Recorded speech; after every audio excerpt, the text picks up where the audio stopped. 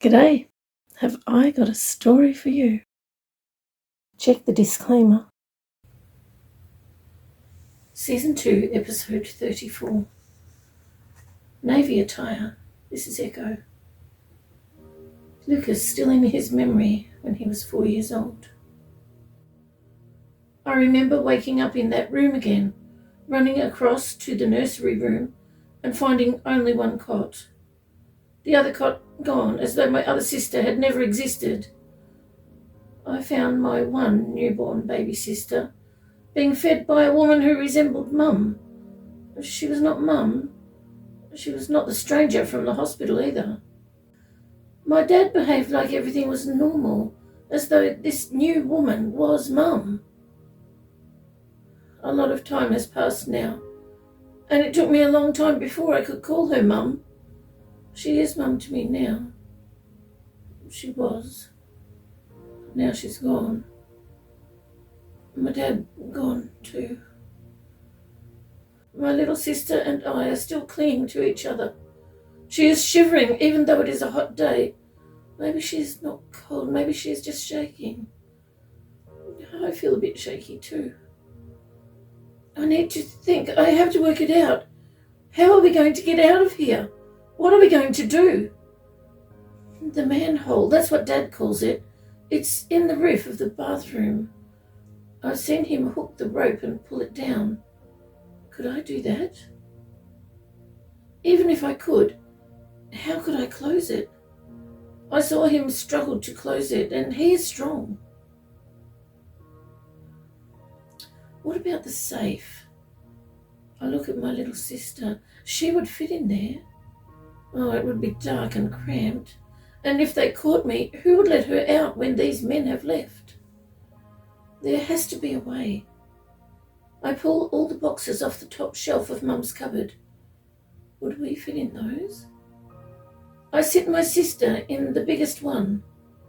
If she curled up and laid down, I think she would fit. She does it as though she heard my thoughts. Did she? Maybe she just knows we're trying to hide. I move the box to the back corner and show her how to pull the lid shut at the side if she hears anyone else. I go to the bathroom. I'm going to make it look like we are in the roof. I climb up next to the sink and stand on my tiptoes to reach. It won't budge. I hold on with both hands and hang from the rope. It is moving downwards very slowly. Okay, now the ladder. How do I reach up and grab it hanging there? It should slide down by itself. That's what happened when I saw Dad do this.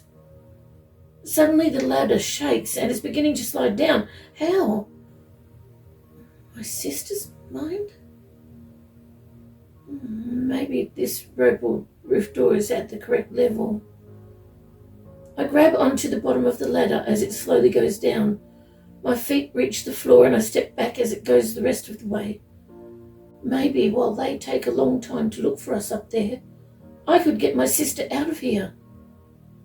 I go to Mum's bed and squeeze myself in behind the pillows. I've done this before when I was younger to avoid Mum's rages, and she didn't find me here. I try to push myself between the mattress and the wall, but I'm bigger now. I keep wriggling, and eventually I'm there, behind the mattress, stuck next to the wall. I think they will see me if they move the pillows. Oh, at least my sister is safe. I'm finding it hard to breathe here, with the mattress and the wall squashing me so tight. Wait, the bed is moving. Little by little, the bed seems to make room for me. Thank you, I whisper to my sister, but I don't think she can hear me. I wriggle down further until I am resting on the bed frame and untuck the sheet and pull it over me. Maybe now I won't be found. The commotion outside seems to be over. I try to hear what is being said downstairs. I hear talking, but I can't tell what they are saying. Eventually, I hear footsteps coming up the stairs. I feel my body stiffen. I hope my sister pulled the box lid closed. I stay still, listening. They're not really looking for us. They're not moving furniture or anything yet. Oh, now they found the mess in the bathroom from when I stood on the bench next to the sink. I can hear them now. They don't want to check above the ceiling because it will take too long. There's a lot of talking about getting someone else to come. They are going back to the stairs. It's harder to hear what they are saying. What did they say that he should bring? What is a heat signature? After a while, I hear a car pull up outside. I hear loud footsteps through the front door, and even though the stairs are covered in carpet, I can still hear the thud of his footfalls. He is now in the bathroom. He calls out that we are not up in the roof and says that he will go to each room. He comes in this room and finds us very quickly, as though he somehow knew exactly where we were without even looking. I am being dragged backwards down the stairs, my legs and feet bumping down each step. I can see my dad and my mum still in the middle of the kitchen floor. The man dressed in white hurts me, and I hear him laughing louder and louder. I close my eyes. I don't want to see anymore. I am in pain. I want this to stop. Suddenly it does. Everything stops. His hands, his laughter. All is silent, except I can hear my sister quietly crying. I open my eyes and see my sister trying to come to me, but a man, another man who is not moving, he has her dress in his grasp. Suddenly I hear a voice call out, "Hurry, I can't do this long." I see my friend from next door standing at the front door near the guard. He has done this before. I quickly get the scissors out of the second top drawer. I know how to use these. I run to my sister and cut her dress until she is free. I carry her, running out the front door. I follow my friend into the back seat of his dad's car, and he wraps my sister and I in a blanket together on the floor. I hug her close as she sobs quietly. The car moves, and I hear his dad talking, and his mum's voice too. My mind suddenly knows their thoughts. Drive to her parents' house, get us cleaned up and dressed, then back in the car, and drive and just keep driving.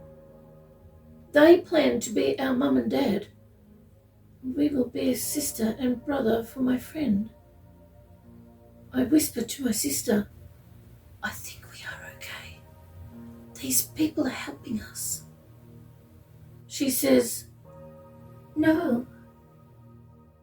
And it is at that moment I realize that our minds are joined. I watch what my sister shows me. How does she do that? Suddenly, I understand. She was watching when I saw their thoughts, but she went deeper into their memories. I remember doing that before. This has happened to Dad too. He lost his wife and 3 of his 4 children. His wife was replaced with this woman in the car now. Even deeper memories reveal that he tried to take his children and escape to his wife's parents' house. But they were maybe taken over by something else? No, his memories. It looks like they both shook all over at the same time and...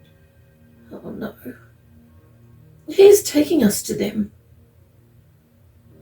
He doesn't remember. It's like that memory in his mind was moved too deep or aside, or I'm not sure. But I have to tell him. I pull the blanket off the top of us and call out to him. I start to tell him, but then he suddenly shakes. Oh no. The car stops and my friend is asking his dad what's happening. I hear my sister's voice say, "Sleeper agents." How did she say that? I thought she could only say a few simple words. We get out of the car, my friend, my sister and I, and the three of us. Wait, is my friend doing that stop everyone thing again? He must be. Where shall we go? I follow him to the backyard of... He actually doesn't know these people. Will they help us? Will they hide us? Are they also sleeper agents too? We run past them. They also seem stuck in place. He finds the bathroom and tells us to wait in there, then closes the door. I look at my sister in my arms. She has reddish-brown mess stuck on her. Oh, from me carrying her.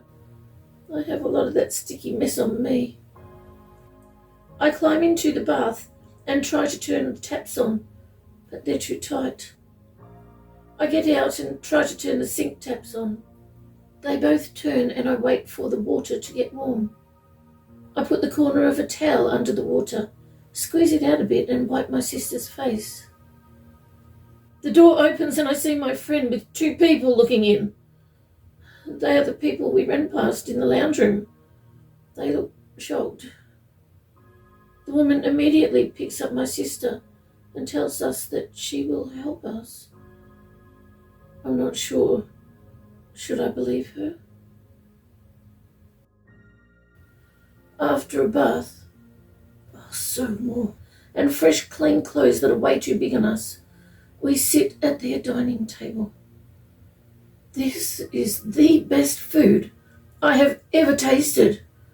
I didn't know that food like this existed. Oh, I think we are safe here, if that's possible. Afterwards, my sister falls asleep in the woman's arms, and I see my friend fall asleep. I stay awake a long time watching, waiting. I have to protect my sister and my friend. It's not easy to stay awake when I have such a full tummy and am so clean, so warm, so comfortable. I don't ever remember feeling like this before. Eventually they take us all to their big bed. They put us in the bed with my sister in the middle. I still stay awake, listening to them talking in the next room. They are wondering if they could keep us all and move to a different house, to somewhere where they are not known. One of them, the woman, said that she would dye her hair red so people will think that I am theirs. My sister and friend have brown hair like the man. They want to start their lives again. That's how they said it. With 3 children who obviously need a home. How do they know we need a home? They have been told that they can't have children of their own. I sit bolt upright. Can't have children of their own? No, we can't stay with them. Is one of them a duplicate of someone else?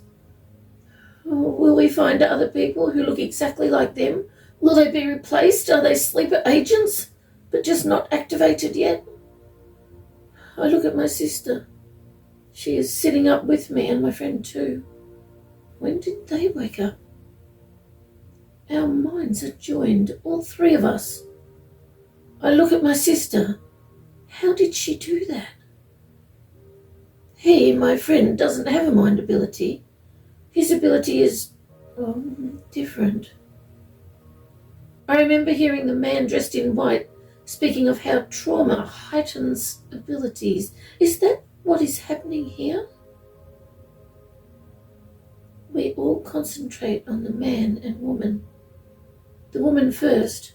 Her mind doesn't seem like Mum's or our friend's mum. We 3 all know that we were placed in the original Mum's wombs. We remember. We heard the men talking about it. They called those mums incubators. They called us blobs.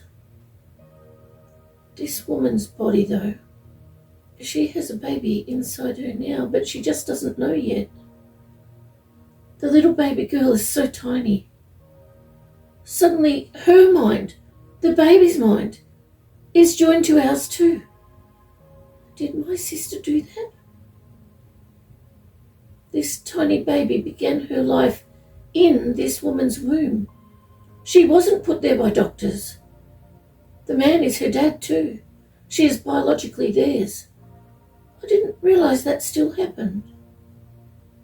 These are surface people. True surface people. If we stayed with them, other people would think that we are also true surface people. Maybe we would be safe. Maybe. No, they'd see my hair. Maybe they should dye my hair brown, like theirs, so wherever we go, I won't be found and taken for testing again. And they, my new family, would remain safe. We three hear the baby girl. I would like to have 2 brothers and a sister. We would like that too. The tiny baby tells us a lot of things. I didn't realize that one so tiny would be aware of so much. We are all startled by a loud knocking on the door, and our connection is gone. It is the police. Oh, I hope it is the surface police and not the oh no. Not surface police. It's them. I look at my friend who already has his eyes closed and is concentrating. My sister is concentrating too. And I do the same. They're in. The fake police are in the house. We three climb underneath the bed and watch feet wearing black shiny shoes come in the room. He kneels on the floor and we see the sheet being pulled up. Oh no! Suddenly he stops. What is he waiting for? My friend says, "Hurry, get on the bed." We do. And from on the bed, we see the man crouched down lower, peering underneath. Now he's beginning to move up. I see him stop. My friend says, "Hurry, get back under the bed."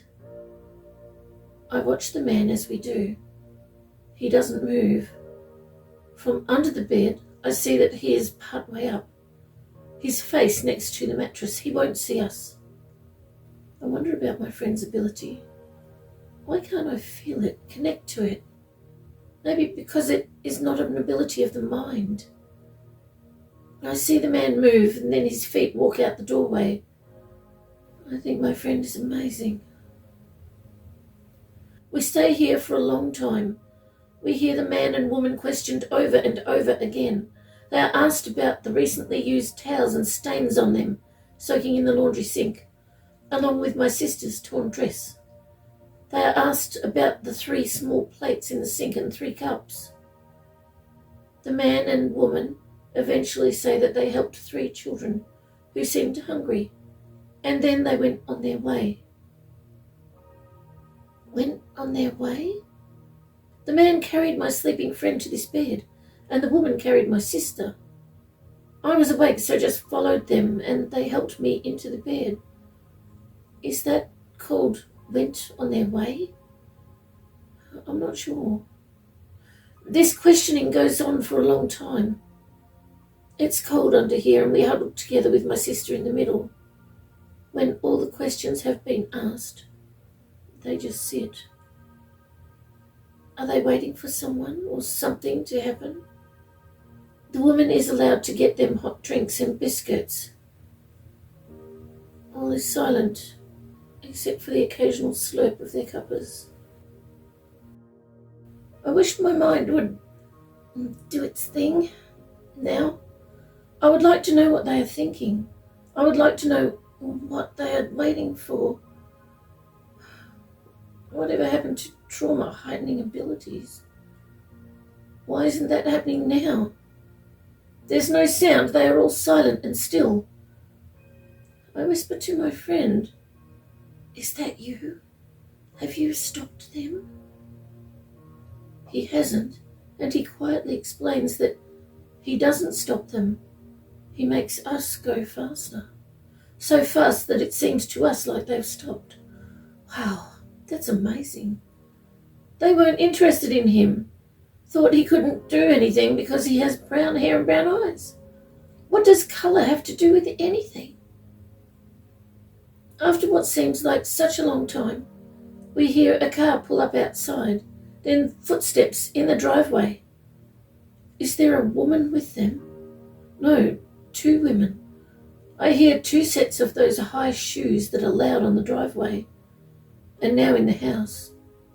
The sound stops in the house as they get to the carpet. Suddenly, a woman's voice says, "They're in that room under the bed." The other woman says, "The 2 that you have said are meatheads. They're not. They have abilities. All 3 have abilities."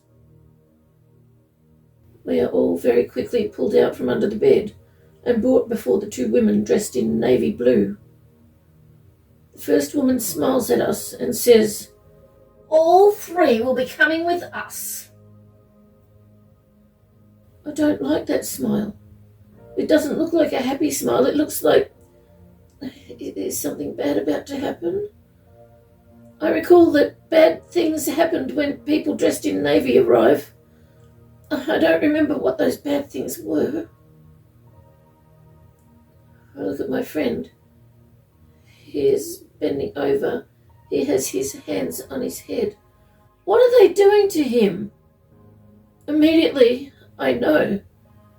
They are searching his mind for something. His ability. Don't they know that it's not in his mind? Oh, he falls on the floor moaning. "Stop! You'll kill him," I say. "His ability is not in his mind." They keep going. They don't believe me, or maybe they don't care. Maybe both. I kneel down next to him and put my hand on his back. At least he knows that I am here with him. His moans get louder. With extreme effort, he straightens up, laying on the floor, and says, "It's too late for me. Go now. Go quick." I see that everyone is stuck in position again. I grab my sister and rush to the front door. I look at the woman and man on the couch, but they seem stuck too. I glance at him as he... Oh no. What happened? I turn to run with my sister still in my arms, trying to blink back tears from my eyes so I can see where I'm going. The guard grabs us easily and shoves us back inside. I put my sister down and wipe my face with the bottom edge of the oversized shirt I'm wearing. My sister curls up on the floor sobbing. The kind woman and man still sitting on the couch look like they're in shock. I have seen people in shock before. I think. I turn to look. Is my friend okay? My friend is not here. Oh, good, I hope he got away. Where would he go? Far from here, I hope. Both women dressed in navy are laughing, but not a happy laugh, like a laugh of triumph. What did one of them say? Not done that in a long time? Done what? My sister is crying, and I hold her close. "Oh, isn't that cute?" One of them says. I see that the kind woman who helped us sitting on the couch is also crying. I very slowly take my sister over to her and put my sister on her knee. Nobody stopped me. Well, that's good. The kind woman hugs my little sister, and I hug them both. I make sure that my mouth is near the woman's ear so I can whisper to her. I just stand there at the woman's knee, and the kind man sitting next to her sits me on his knee. The 4 of us press closer together, and I wish we were far away from here. Maybe wherever my friend went. Why did he go without us? Will he be back for us? Maybe he will bring help. I listen to what all these people dressed in navy are saying. They are arguing about my friend, how he should have been taken and his ability tested and used. Oh. Suddenly I know he's gone. Forever. I sob loudly. I don't care who hears me. The kind man turns me around to face him and hugs me tight. And I hug him back. My friend. My friend. My friend.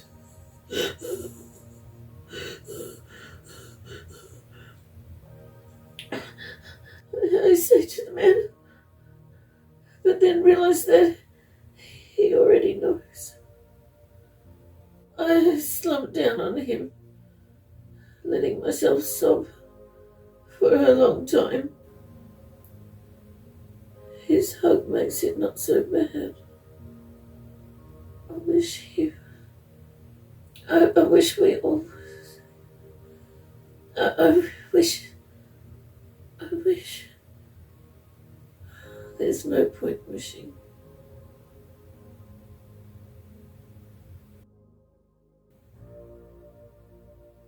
I wish...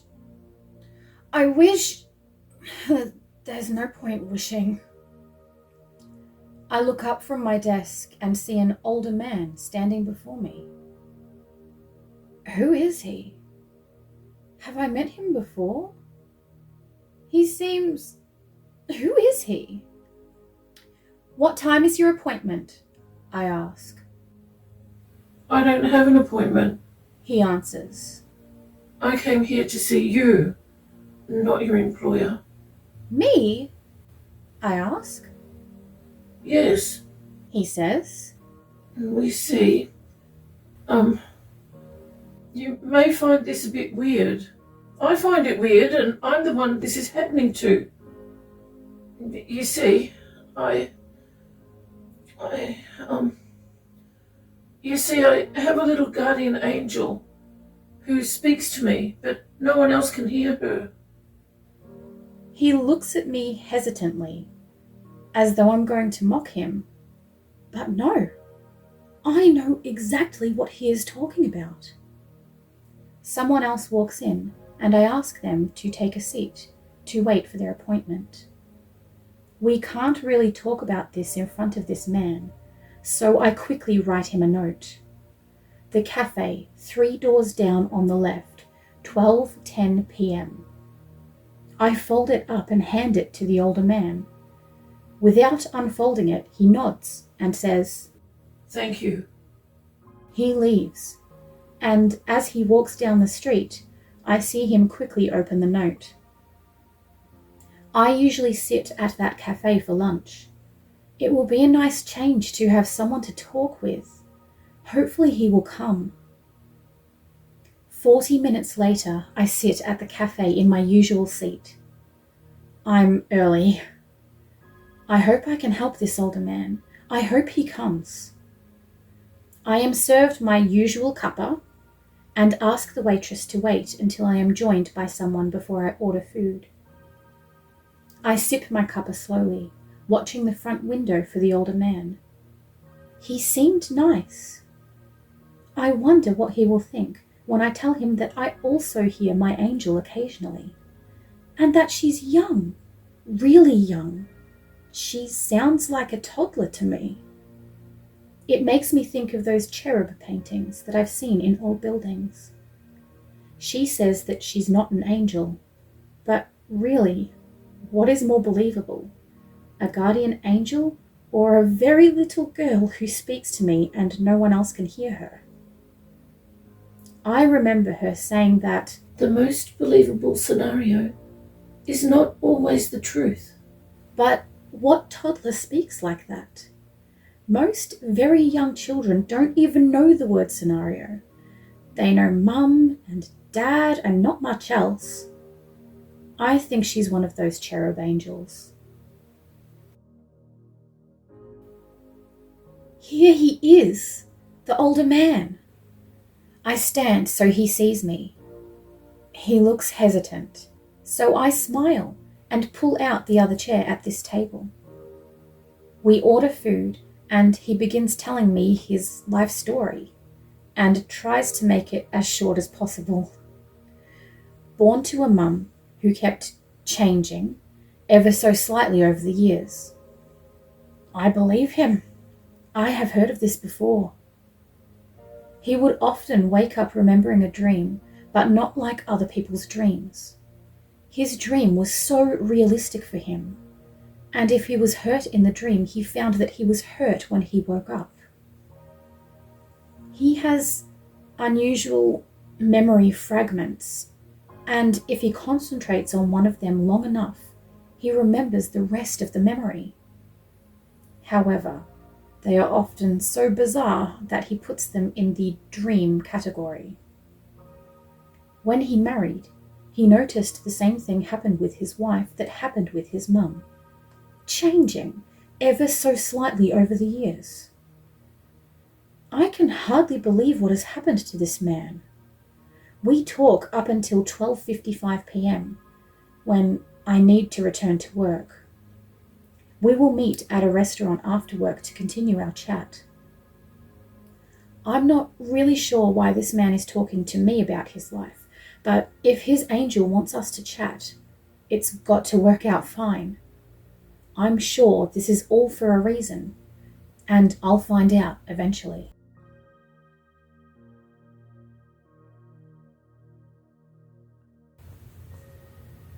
Time has passed. How long have I been sitting here? I've stopped crying. I feel like I have no tears left. Those women dressed in navy are leaving and say that we have to go with them. I look at their uniforms and the writing on them. I wish I was old enough to read. The nice woman who is holding my sister and the man and I get up. No, not you. The woman says. Just the children. Oh, I don't want to go with them. No. I cling to the man, but know there's nothing any of us can do. The guard from the front door grabs my sister by the ankle and wrenches her away from that kind woman. He holds her upside down. Be careful of her head. One of the women dressed in navy says. What for? He asks. She's just a brown-haired meathead. Or maybe she's a brown-haired miracle. The other woman dressed in navy says, looking at the guard's brown hair. You wouldn't want to be held responsible for ruining the brain of a miracle, would you? You wouldn't want to be held responsible for ruining the guild's chance at getting a time halter, would you? He asks. I assume he's referring to my friend. Why would we be held responsible? It was just another accident. The woman lies. I look back at the man and woman on the couch and wish if we hadn't come to their house. But we did. It's too late now. They will probably be taken and have it all erased from their minds. I hope they don't make them sleeper agents. I hope the kind woman will remember what I whispered to her. Oh, my sister and I are put in separate cars. She is in the car ahead of me. I keep watching to make sure she is near. Eventually the car that she is in turns left, and this car turns right. No! Oh, will I ever see my sister again? Will our minds link one last time? The women, one in each car, they are blocking us. How are they doing that? I hear, I'm going now. I don't want to die. It's the tiny baby in my mind. They're not blocking her. They don't know she exists. I see in my mind, oh no, the kind woman. Oh no, there's nothing I can do. I vaguely hear. It's not your fault. I don't want to watch, but I can't push the pictures out of my mind.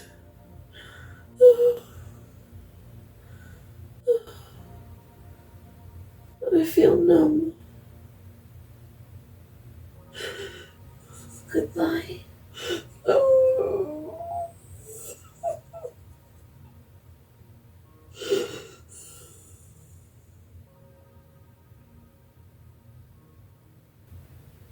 Thank you so much for joining us with a cuppa. We appreciate your company.